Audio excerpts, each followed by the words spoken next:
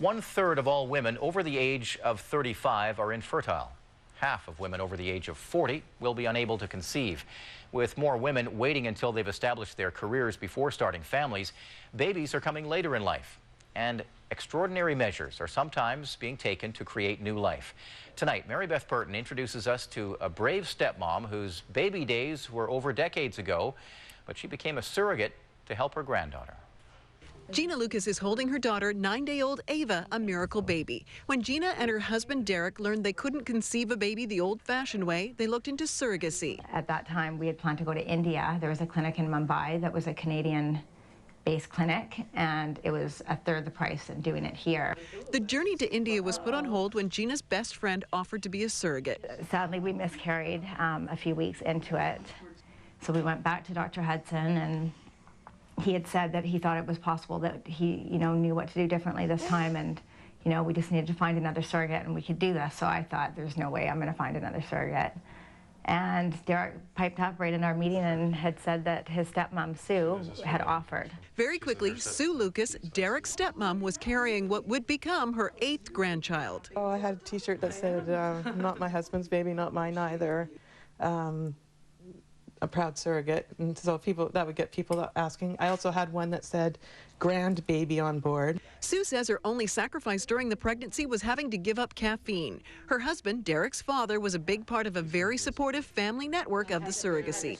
Sue's 48, and to offer to give up, a year plus of both of their lives for us, words just can't describe how much that means. It's beautiful for our family, and also adds to their family, gives them a granddaughter as well. Ava was delivered by C-section on an auspicious date for her family, March 31st, the exact same day Sue gave birth to her last child 22 years ago. I asked Sue if Ava would be more than a granddaughter to her. I mean, I was attached to her as a grandchild, and I talked to her as a grandchild, but she was never mine. Would you ever do it again? I mean, I would. Oh, I would. I mean, I believe in it, so I would do it. Both surrogate Sue and first-time mom Gina are providing breast milk to baby Ava. I started taking medication about 4 months ago, and my milk came in about 2 weeks before she was born.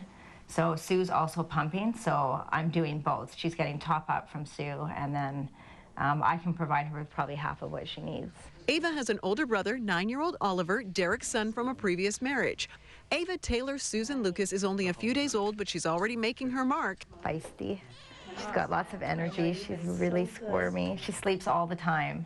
When she's awake, she definitely has a personality. Ava may have come into the world in an unconventional way, but she can rest easy knowing her family made her their priority long before she was born.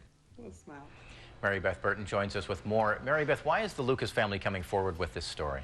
Eric, the Lucas family hopes that Ava's story becomes one of advocacy for all surrogate relationships. They want all of us to know that surrogacy through an agency in Canada costs about $100,000. There are 2 attempts at surrogacy with private people providing the womb. Cost them $40,000. The Lucas family feels government should be funding the growing number of Canadian women who are having fertility challenges instead of leaving them with astronomical bills as they try and conceive and create the children they so desperately want. Well, a happy ending to an incredible story. Mary Beth, thank you.